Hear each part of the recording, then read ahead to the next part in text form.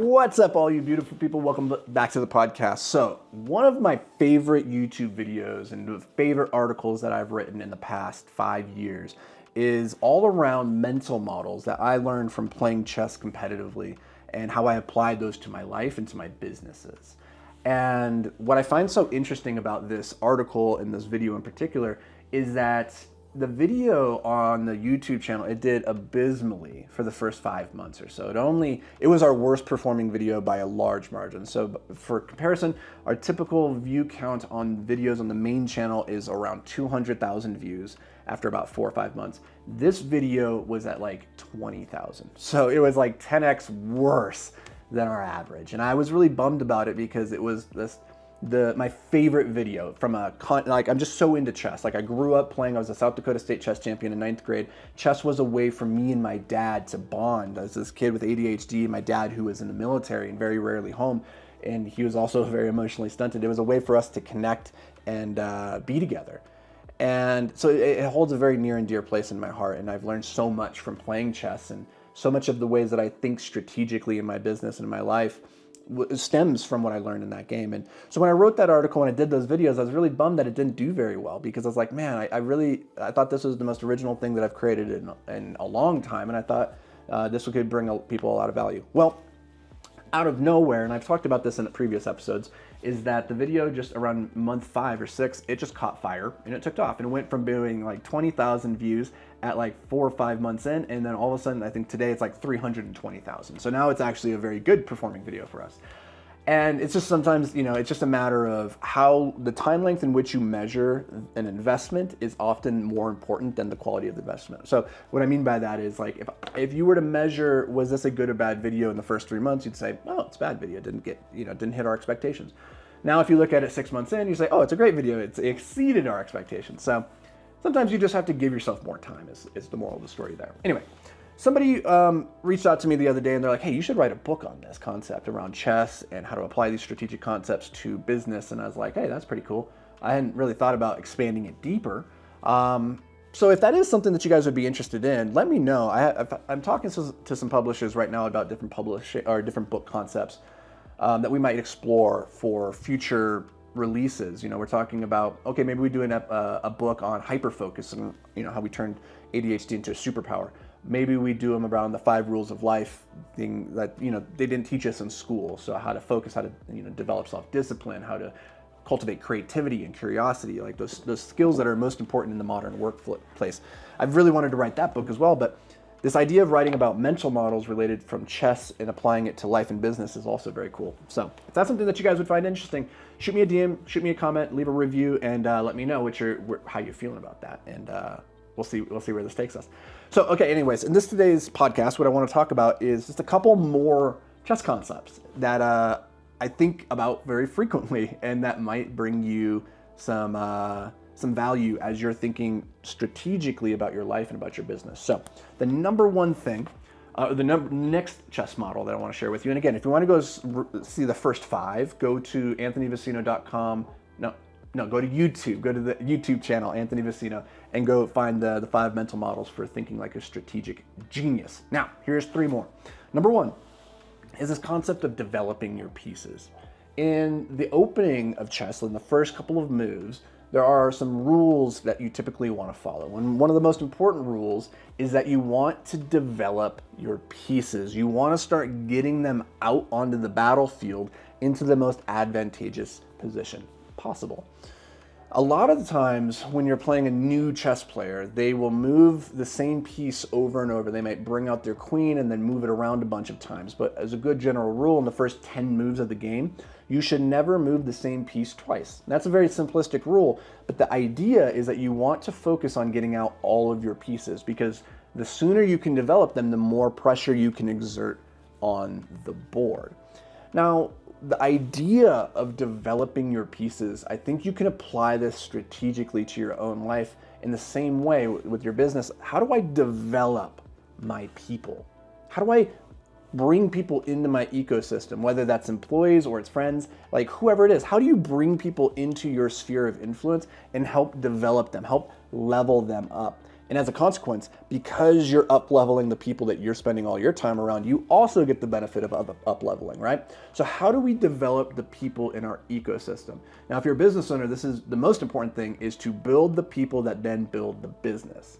So constantly reinvesting back into developing your people and making them as powerful and positioning them as advantageously as possible, that is going to pay massive dividends, because at the end of the day, businesses are just people, right? The term company is defined as a group of people with a common purpose, right? So how do we align the interests of this group? How do we develop them?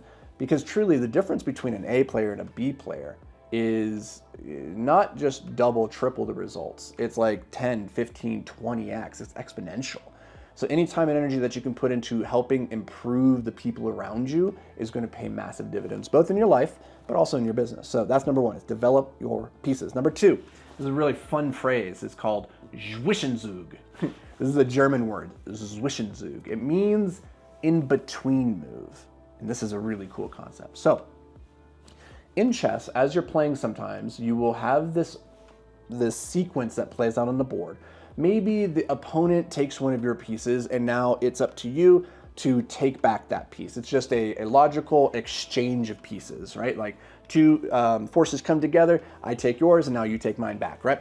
Now, the Zwischenzug, it's a very hard word to say, is this really basic concept, but it's actually quite advanced to apply in real time, which is sometimes instead of just directly taking back the opponent's piece, you should pause and ask yourself, is there an in-between move that I could insert right now that helps me advance my position, and I still retain the option of taking back their piece in a second, right?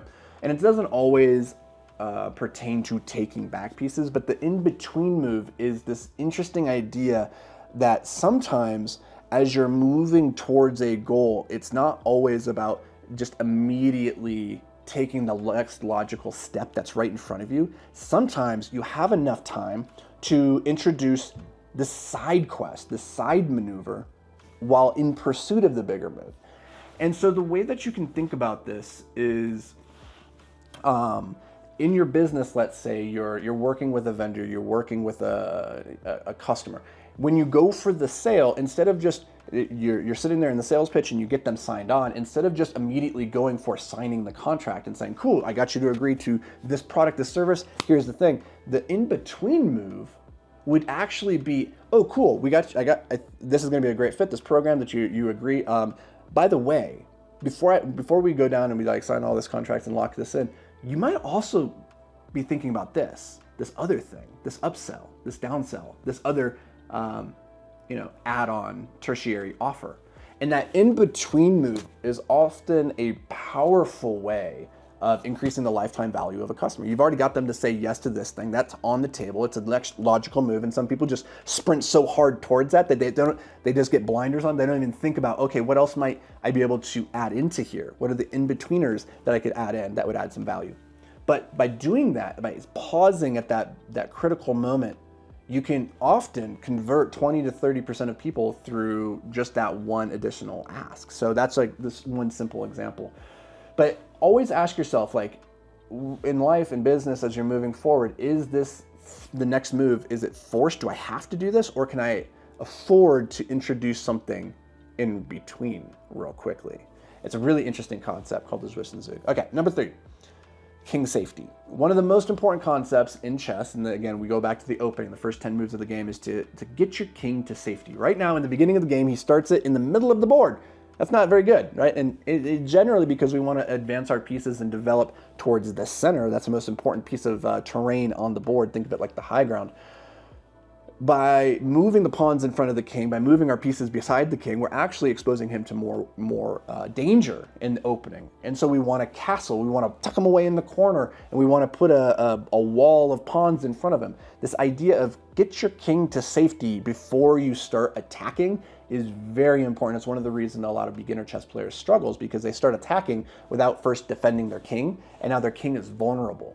And so the way that we apply this same concept to our business is to ask ourselves, what is the king? What is the most important thing that I must not lose sight of, right? You have pieces on the board that are all worth different values, but the king ultimately is priceless, because if you lose him, the game's over. So you have to ask yourself, in business and life, what is that king that you cannot afford to lose? Maybe that's your relationship with your significant other. Maybe it's your relationship with your kids. In the context of your business, maybe that's just not running out of money, right? What is that thing that you have to shore up first?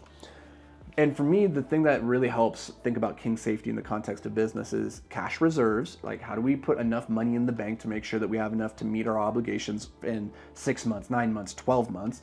And then how do we maintain strong cash flows? How do we keep our expenses low so that if times get rocky, we have a safe king? And one of the things that I talk about with our employees a lot is how it's so important that we fail our way to success, right? Failure and success, they're really just two sides of the same coin. We need to be okay making mistakes and failing forward. However, one of the things I noticed with our employees when we would talk about this years ago is they would still feel this fear of screwing up. And one day I was talking to my shipping manager. She's like, I'm just so afraid of making a mistake that's going to cost us, too much, cost us tens of thousands of dollars and put us out of business or something like that. And I was like, listen, here's the most important thing as the founder entrepreneur that you need to communicate to your team, is that it's okay for them to fail, because the things that you're handing them to fail at are not going to put the business at risk. You retain decision-making powers over all of the potential things that could bankrupt your company. So you don't hand the gun to your employees that could kill the business. You retain those. So by saying, hey, anything that I hand you by definition cannot bankrupt the company, therefore it is okay for you to fail. I found that did wonders for alleviating the stress that my shipping manager felt. And she's like, oh, I never thought about it that way. I was like, yeah, I'm never going to give you the ability to bankrupt the company. Those are failures that me and my partner, we retain those decisions. You don't have to worry about that. And what I found then is that she approached her work in a much more free and fluid way, and approached it with more creativity, because when you're afraid of screwing up and killing the company, of course you're going to play the game a little bit differently. So the very first thing that you need to do is just secure the king. Let your team know that, don't worry, you're not going to do anything that's going to risk the king's safety. That's for me to worry about. And those are three concepts that I found really, really interesting from chess that you can apply to your life. Hopefully you got a little bit of value out of this. I know it's a little bit different than what you're probably used to hearing in terms of business advice, but develop your pieces, think about the in-between move, the Zwischenzug, and then get your king to safety. So I hope this brings you guys some value. If you like episodes like this, let me know. Shoot me a comment, leave me a review, shoot me a DM, let me know, and we'll do more like this. Otherwise, we'll catch you in the next episode. Stay hyper focused, my friends.